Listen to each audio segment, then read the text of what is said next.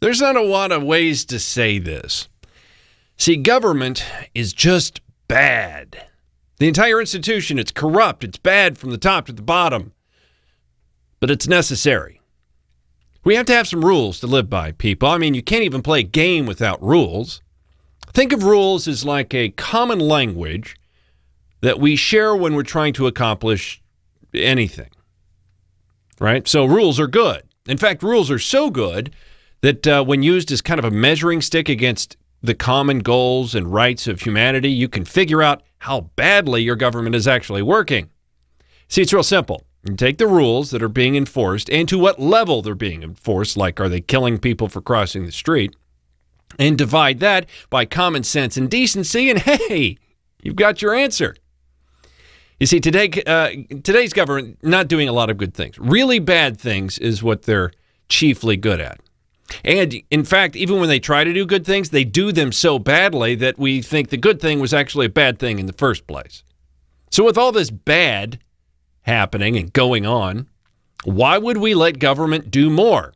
Even if that more is good, because we know it will go bad. See? It's simple.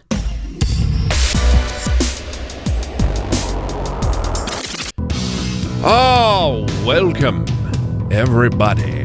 Michael Newman Show. Well, I'm not live. I'm being recorded. I'm kind of doing this. I try to record these semi-live because I tend to do it better, but that's the way it is. Hey, go to the website, michaelnewmanproductions.com. It's a fantastic website. Let me tell you, it's so good. That's how you can keep up with me and get all the links for the stories that we talk about on today's show and support icon and contact stuff. And I do voiceover, and you can learn all about that. And you can just contact me. You can yell at me. I don't care what you do. Just go to the website, michaelnewmanproductions.com. If you do want to yell at me and say evil things, then do it on Twitter. That's always fun. Let's get into war. It'll be a good time. Newmaniac1 is my Twitter account. And if you love me, like I know you do, please help support the show. Just click the support icon on the website, or you can go directly to Patreon, patreon.com/MNP. All right. Oh, by the way, one quick thing, too.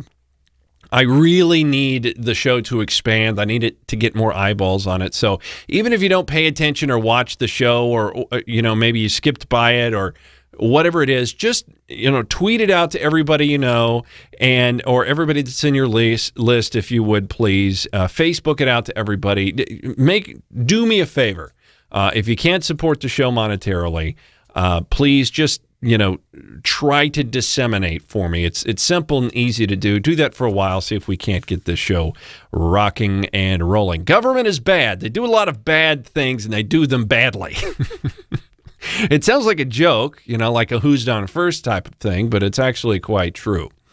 They're complaining right now. They're complaining about Bannon again. Bad Bannon. Hey, it goes along. That's nice. Republicans on Capitol Hill felt that Steve Bannon plans to wage war in the primary challenges against incumbent senators will put their majority at risk in 2018. Senate GOP aides warned that Bannon's Trump former chief strategist is not motivated by a desire to advance the Trump administration's agenda, but instead by a quest to remake the GOP in his own image. Damn you, sir! Damn you, Bannon! Look at that face. Damn that guy. He looks a little like Rosie O'Donnell. I don't think this is the first time I've noticed it, but it's the first time I've said something about it. I mean, it's a little, right? Just a little bit. Well, the GOP, in my opinion, is going to have a rough time, not because of Bannon, but because of all the Americans that they've been lying to, right? They've been lying to us. And, okay, so what? Maybe we do lose the Senate majority. What the hell does it matter? You're not doing anything you were told to do in the first place, so what does it matter if there's an R or a D in front of your name? I mean, if there's a Democrat, is anything going to change? Frankly, no. Now, it'd be nice to remake the Republican Party in the image in which they portray themselves. We would love to remake the Republican Party based on their party platform, based on the things that they campaign on. That'd be a great way to remake the Republican Party. Try to back them away from the Democratic Party a little bit. because, frankly, I can't see a whole lot of a difference. So people are angry at Bannon, but there's no real reason because the Republican Party, well, they're worthless and weak. They're absolutely worthless. So why the hell should we throw our money, time, and effort behind your party when it's not going to help us out at all? There's a lot of things that the government does badly. In a macro, of course, federal government not doing a great job. And then you start going down the line a little bit. What are the other things they do badly? Well, now granted, this is Florida, and it's a weird place, and they do a lot of funny things. And, well, a lot of the things they don't do are funny. They're tragic. Oh, by the way, you notice I have a bar background. I'm trying to change the backgrounds based on something timely within the show. And we'll talk about why we have the bar stuff towards the end of the show, right? And I figured because I've got a bar, we'll take this off. There we go. Because I've got a bar, I may as well, be part of the bar, right? There's nothing wrong with podcasting while drinking. I was told that once. Florida, dark secrets. Secret is they're doing things badly. There's been an investigation going on. Herald journalists, this is a story from the Miami Herald, have been examining 10 years of, and they list a litany of different things that they've been investigating. Suffices to say, very in-depth investigation. The investigation found that for years, youths have been complaining of staff turning them into hired mercenaries, offering honey buns. Hey, honey bun, the actual thing, because you don't get a lot of stuff like that when you're in juvenile detention. So you give them a honey bun, they'll do whatever you want. It's a form of currency. So offer them honey buns and rewards to rough up fellow detainees, to rough them up. The guards can't do it without risking their livelihoods, or, they just don't personally want to resort to violence. So why not? Hey, these kids are criminals. They're not going anywhere in life. We can give them a honey bun. They'll beat the hell out of this kid, and I'll get what I want. Now, the question of why they want to do these things, who knows? But that's what they're doing. Some people are speaking out about it. This is one mother. After this kid almost stomped him to death with his feet is when the guards broke it up. After this happened and he was a bloody mess, they put him back in his room and put a sheet of paper over the opening of the window and told him to stay under the cover. And when a nurse comes in, because the nurse does checks on the kids every morning, give them medication, to keep his face covered up so that she won't see it. He had a broke nose, which was a second fracture on top of the first broken nose, and closed eyes, and he bled all night. Once the nurse saw him, she immediately went into action because I guess she knew that it was serious. He was taken to the hospital, and I was told 24 hours later. So this kid basically gets jumped by a group, and it is alleged that the guards that were there put him up to it.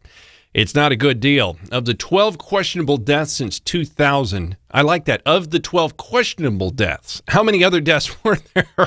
How many kids are in this thing? About 2,000. How many died? We don't know. 12 of them are unquestionable. It's insane. 12 questionable deaths since 2000, including an asphyxiation, a violent takedown by staff, a hanging, youth-on-youth beating, and unrelated illnesses or injuries. None of the staff or employees there are serving any time whatsoever. Now, that is a provocative way to write that. Maybe there was nothing going on there, but it seems like there's a lot of circumstantial evidence that is saying something is going on here.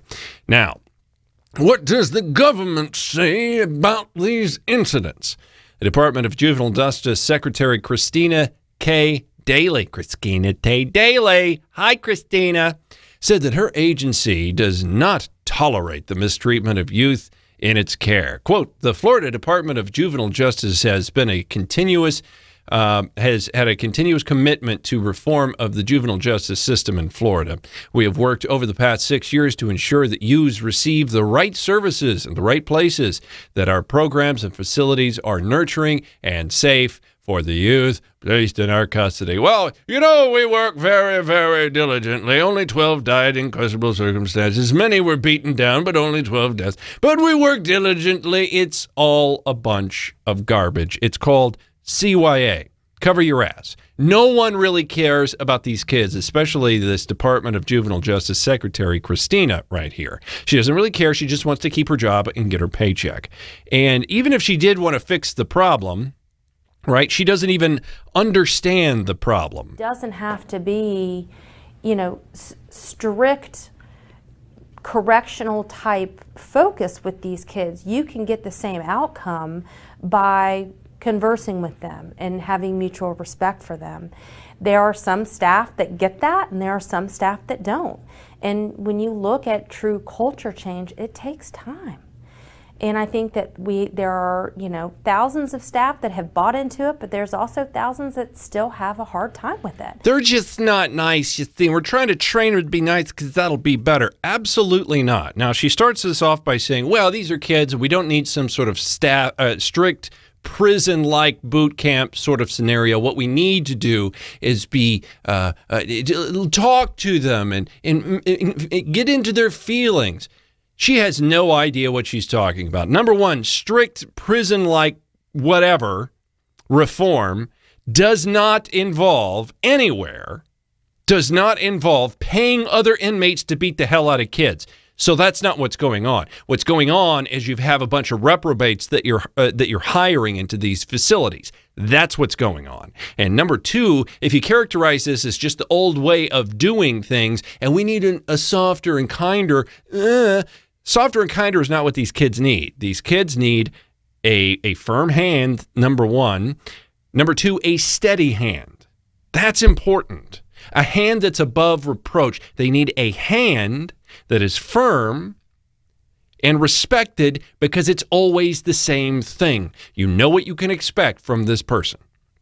You can rely on this person, whomever it is, to do the right thing every time and be a stand-up individual. They need a role model that's right in front of their face, that's really, really good, and is firm with them and tries to hold them to a standard. It's called having a father. They need fathers, which I would say many of them probably don't have. But it's not about being, listening to them and blah, blah, blah. That's never going to work in the first place. You're just trying to obfuscate the fact that you can't hire people that don't beat the crap out of kids. That's your fault. That's your problem. You are responsible, and you should be in prison as well. So that's one thing government does not do very well. That's take care of kids. What else is going on? Hey, Rape Daddy back in the news. Isn't that fantastic? And we talked about this a couple of days ago. A woman is fighting back after a Michigan judge granted joint legal custody of her 8-year-old son to the rapist that fathered it. Isn't that nice? This is a CBS story. I got it from The Blaze, though. And this judge, Gregory Ross, granted parenting time and joint legal custody of the child of Christopher Maricello, is that his name? Age 27, who is a registered sex offender in Michigan, because he also raped somebody there as well. The woman who asked not to be identified only by her first name, did they identify her, said to CBS, raped her in 2008 when she was just 12 years old. She became pregnant from the attack. She was kidnapped. It's all very awful stuff. And now this guy gets custody. CBS reported that Maricello served 6.5 months for what he did to this young girl and her friend at the same time. He served additional time for another rape that occurred in 2010. Now, where did this whole thing start? Because it sounds kind of funny, doesn't it? It sounds so ridiculous that the government would do this, that there's got to be something behind it. Well, this whole thing started because of a legal question of benefits. So she's getting benefits, And to get benefits there in Florida, for whatever reason, you have to say who's the father. You have to admit who the father is. And if you don't admit, tell the state who the father is, then you don't get the benefits. I think that has to do with the state trying to go after that person for money, try to get some sort of recompense from the father, to pay back the state for what the state is paying for this child. Because the state is being the father of this child, or at least the breadwinner for this child. I think that's where it comes from. But it would behoove the family court system to look a little further into these things before they start making a decision. Apparently, as of today, as of the last thing that I heard, the whole decision has been stayed because the judge is saying, well, I really didn't know what was going on here. I didn't know the backstory. I just boilerplate issued this thing. But it really doesn't make any sense. This is the young lady that was raped. I don't understand why they thought that they needed to give him joint legal custody. He was my rapist. I was kidnapped for 2 days. I didn't know if I was ever going to go home. He threatened to kill me and my best friend if we told anyone. I was receiving government assistance, and they told me if I did not tell them who the father was of my child, that they would take that away from me. There's no policy. I've had rape victims who were cut off from state aid because they couldn't name the rapist because they were abducted by a stranger, or because a sex trafficker kidnapped them and raped them. So wonderful laws, wonderful ways of conducting rules and governing your state. Really, really bad. Those two things were awful. So, hey, we got to do some of the good stuff government does, right? Government does some good stuff. Oh, yeah, they do. You remember that cop that assaulted a nurse and arrested her, Salt Lake City, that detective who tried to force a nurse to draw blood from an unconscious patient illegally and then dragged her in handcuffs when she refused to do it? Well, he's been fired. Yeah, according to the chief, following an internal investigation, Officer Jeff Payne has been terminated and will no longer serve with the Salt Lake City Police Department for doing this.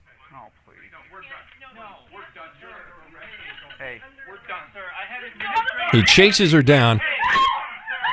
Look at all the other cops that are doing absolutely nothing. She's screaming. A lot of people don't understand what's going on. This cop right here is just walking along, and he's trying to calm him down. Hey, buddy. Hey, buddy. Oh, there's a camera on me. I'm going to back away. And he's assaulting this woman. I want you to listen to the end of this. It might be hard to hear. People are trying to calm him down and figure out what's going on here.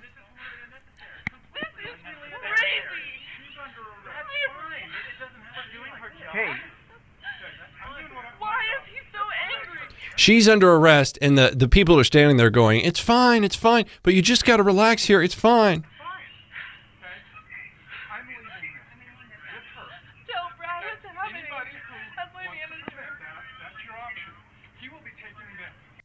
Ah, see, did you hear that? Thin blue line, baby. He's doing something illegal. Sorry, I messed up my little thing here. He's doing something illegal. He probably knows it by the time he put his hands on her. But they continue because that's what cops do. So these people around, I believe the guys in the white shirts there were hospital security staff, or just somebody from the hospital. I don't think they were police officers. And they come up and say, what's going on here? Why is she being arrested? And his response was, I'm arresting her. If you want to stop me from arresting her, these guys over here will take you away. Even if that arrest is illegal, then you don't have any right to step in between because I'm the law. And I was going to use the F word there because that's what the guy is like. And then it's a ridiculous situation. In my estimation, it's so maddening that I don't even like talking about it, right? Because I do start screaming at the top of my lungs. Both a hospital board and an independent review board said that Woobles, which was the nurse here, was in the right, and Payne should have known better, according to earlier reports. Payne served as an emergency medical technician in his off hours from the police department. So what the hell is this guy up to? So there's you go. There's some good news. That's the good stuff the government did. We went in and we saw what this guy was doing and we got him. Look at this. We got rid of a bad cop. We got rid of a hothead and now the world's a better place, right? No.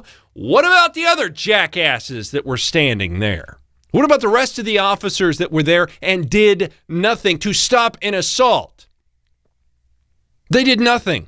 Why the hell not? Well, he's a detective. I don't care. I don't care if he's the president of the Maharishi. You step in between because it is your job to protect that woman. You know, protect and serve. How was that woman protected or served? How did you earn your pay that day? The answer is you didn't. And by the way, there's other people that should be taken down for this. There was like I don't know what his rank was, but he was like a watch commander. He's the guy that's in charge, and he came in. He was in his car, and he came in after he heard this thing was happening on the radio, and he's got to figure out what's going on. So this guy comes in and basically backs up his officer to the nurse as she's hogtied in the back of a car. Where are the criminal charges for that officer? Where are the criminal charges for the first officer that assaults the nurse? This is the watch commander. Hi, sir. Would you like to speak to this young lady? Well, I need to talk to you first, and I'll talk to her. So you want to talk to this lady? I cut some out here. Listen to what he says. You're telling me what your policy is, and I appreciate that you have a policy. No, I know. I understand that. You're telling me what a policy is. It's a workplace policy. What lawyers and stuff put together to prevent liability from coming onto the hospital, and I appreciate that. What I was trying to tell you on the phone is the law. Okay, that's a lie. That's a lie. You've got someone who is unconscious, who cannot consent. They don't have probable cause, and they don't have a warrant. Thereby, they cannot take his blood. They are lying. Either that or he's so stupid he doesn't know what the law is. So why the hell is this guy a cop? And why the hell hasn't he been fired? If you're the guy that's in charge and you hear what's going on and you go and you talk to the dude, and then he did, by the way, this officer who talked to the detective didn't talk to any of the other officers, just talked to the detective. And then he sits down and tells us, he lies right to the woman's face saying that they have every right to arrest her, even though, by the way, they released her. I don't know if they took her to the station or not, but they released her with no charges because there was nothing to charge her with. She wasn't, there was no impeding an investigation. There was nothing like that. She just simply wasn't going to do something illegal against the civil rights of a person. And it was all according to how she had been trained. And these officers, because they don't like being told no, because they're jackasses is what they are. And this sort of activity, this sort of thing is why I don't like police officers. Now, people say, well, there's a couple bad apples out there, but most officers are good. How many officers there was probably 5 or 7 of them. How many officers there were any good? How many of that group? How many were good? 0. None. Not one.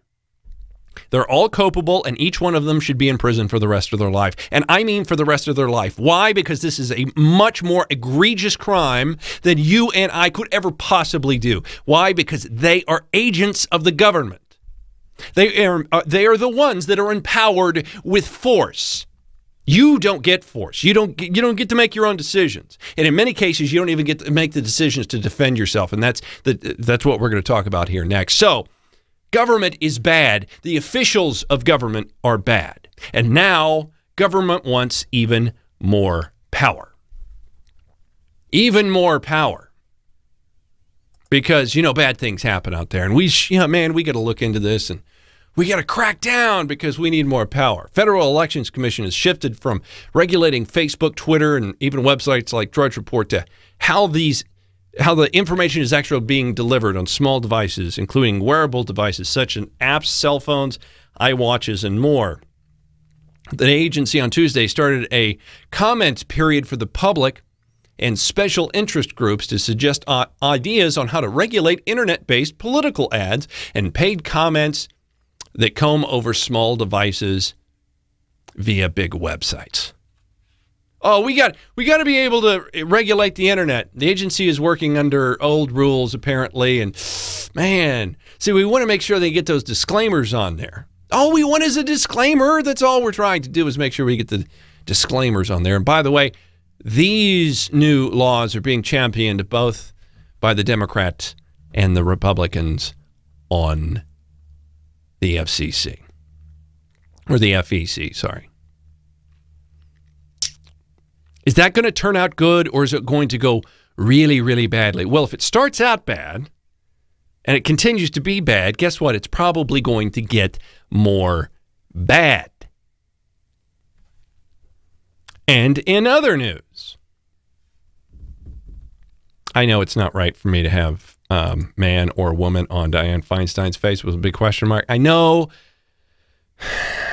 it's a jerky thing to do, but look at that picture. I don't know what that is. Very, very scary. Senator Dianne Feinstein said in an interview that no law could have stopped the shooter, Stephen Paddock, who was behind the massacre in Las Vegas. She spoke to CBS's Face the Nation and said, no law would have really worked here. There have been any law passed that would have stopped him? No. He passed background checks registering for handguns and other weapons on multiple occasions. So we have laws in place and they didn't really work. But hey, what we need is more laws. You see, we got to go after the item now. We got to go after the item. We've got to demonize guns and go after the item. Right now, it's bump stocks, and she's created a bill to get rid of bump stocks. Has she got some help with that? We have Republican interest. I have nobody lined up. We have 38 co-sponsors. They're all Democratic. We've had individuals that have indicated an interest, and particularly for a hearing, all of this becomes extraordinarily difficult because these events get worse and worse. And I think, John, every American saw this. CNN has been running the pictures of the 57 people who were killed, and if that doesn't break one's heart, nothing does. And when you hear the staccato of gunfire and how these bump fire stocks have changed a semi-automatic weapon into an automatic weapon, and you see what can be done with it, and the distance from which it's done, and the height from which it's done, you come to the conclusion we've got to stop this. Well, we've got to, I hate it when they say, we've got to do something. No, you don't. You don't have to do anything. You want to do something. You want to use everything in your arsenal to chip away at people's right to defend themselves. What do you need an automatic weapon to defend yourself for? Well, the government's got a bunch of automatic weapons, don't they? You see, I don't believe the government has the right over and above you to have any weapon that you cannot have. I'm fine with individuals having rocket launchers and nuclear weapons. I'm fine with that because that's what the Second Amendment is all about. The Second Amendment is about defending yourself from an overly powerful government that wants to come in and kill you or wants to arrest you for doing your job and following the law. That's why you have guns. Right there. So I don't buy it. And by the way, this is just a tragic thing. So we have to get rid of the tool by which this tragic thing took place. Understand that the tools matter not. Bump fires, AR-15, doesn't matter. Because if he couldn't use a bump fire AR-15, he would have used a bomb or something else. Really doesn't matter. The tool doesn't matter. We have to go after the person. We have to find the people that are committing these acts. Somehow. So you're not convincing me that this is the way to go. And I'm not the only one that's not being convinced. Representative Steve Scalise, who was shot by a Bernie bro, didn't that story go away quick? Went away quick, didn't it? Pretty amazing. Well, the representative was asked about this bump fire stuff and the new legislation, and he's not really certain about it, which is a good thing. And the CNN anchor, this is an MSNBC story, but it's being run on CNN because the CNN anchor wants to comment on it. He just cannot believe that Scalise is not, I mean, he just got shot. Why doesn't he want gun control? If you talk to anybody about a week ago, most people, including myself, didn't even know what a bump stock was. So me too. Now we're finding out about it. And again, there are people that want to rush to judgment. They've got a bill written already. And I mean, look, Minority Leader Nancy Pelosi already said she wants it to be a slippery slope. She doesn't want to stop at bump stocks. They want to go out and limit the rights of gun owners. That is a super important thing. Just understand, that is a super important thing. They do not want, the bump stock doesn't matter. They don't care at all. They don't give a damn about the bump stop. It's just any possible way to continue to limit people and separate people from their Second Amendment rights. That's what they want to do. Owners, and so I do think it's a little bit early for people to say they know what to do to fix this problem. I know there are people that are asking the ATF to go back and review their 2010 decision. You think they should? To authorize it. Commander, if you can't convince a guy who has fresh gunshot wounds to change his stance on these sorts of things, how hard is it to convince the rest of Congress? No, he just got shot. Why doesn't he? Because he's smart. Okay? It's not about emotion in these instances. People say, well, I think this is the exact right time to have a discussion about guns. Why? Because people are not thinking rationally. They don't want people thinking rationally. They want people thinking emotionally, because that's how Democrats get things done. That's how bad decisions get made. Every bad decision in your life was probably made during a heightened emotional state, I would imagine. At least that's just what I think. Guns. Danger. So dangerous. So dangerous. Not everybody believes that they're dangerous, and they would be right.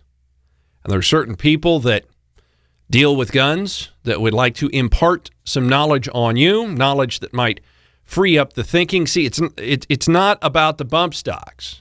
It's about the person behind the bump stock, because the bump stock isn't going to hurt anybody.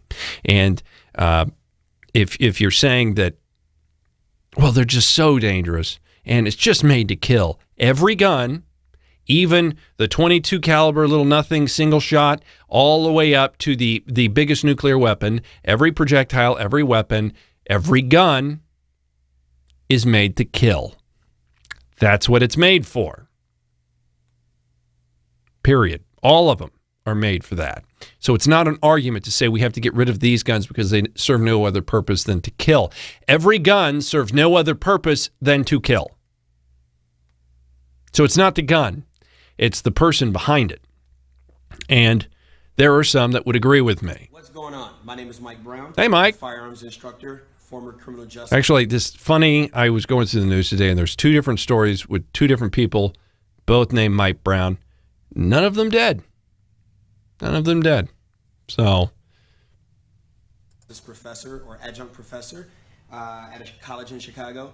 And I'm in light of the recent gun control debate that we know was for sure to come, I'm trying to see if guns actually kill people. Now, I did this experiment about maybe 2 years ago, okay, except I had a Smith & Wesson, Springfield XD M45 caliber pistol. So here you see an array of firearms, all legal to possess, okay, a Sig Sauer MPX, okay, and this is technically designated as a pistol, okay, because it is semi-automatic and it has the pistol arm brace. This is the Smith & Wesson Bodyguard, Smith & Wesson Bodyguard 38 Special.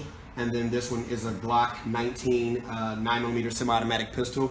By the way, the Sig MPX is also chambered in 9mm.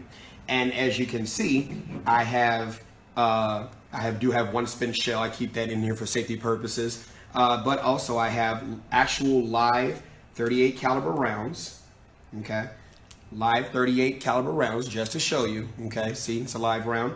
Here we go. And we're gonna stick this right on in here. And I'm going to close the action of this firearm, the cylinder, okay? So, technically, this is loaded, okay? Here, you see the I do want to make a little comment here, because the first time I saw this, you know, I thought it was funny, it's good, and it's a wonderful way to make a point. And I may have to find it maybe for tomorrow's show so I can bring this up. I just thought of this. It's got to be a couple of years ago, maybe 5. Could be 10 years ago. I can't remember. But it was video of a police officer. I don't know if he's on Vice Squad or what, but he's a rather large man. He had long sort of braids or dreads, and he was standing at the front of a classroom. And he was talking to the students about violence and guns and things like that. And he's got a Glock, and he pulls his service weapon, and he's showing it to the kids. And he literally says the words, "I'm the only one in the room safe enough and qualified to hold this gun." And then as he puts it back in his holster, he shoots himself in the leg. Because when you're doing this stuff with guns, that's the sort of thing that happens. I'm just saying, just keep that in your mind. Okay. And here is a fully loaded 9mm 30-round magazine. Okay, 30-round magazine. We're going to go on ahead, load this up, and now it's ready to go. Okay, and I'm going to leave the safety off. Okay, so it's not touching anything. Okay, there's nothing stopping this firearm from being able to just go on ahead and have fun. And by the way, it's pointing in a safe direction. There's a brick wall as a backstop. There's nothing in this direction at all, okay? And here is the 9mm semi-automatic, okay, Glock 19 pistol with a fully loaded 9mm magazine, okay? Here we go. All right, now, here you have all 3 loaded firearms, all 3. Here we go. It's where the jackassery begins.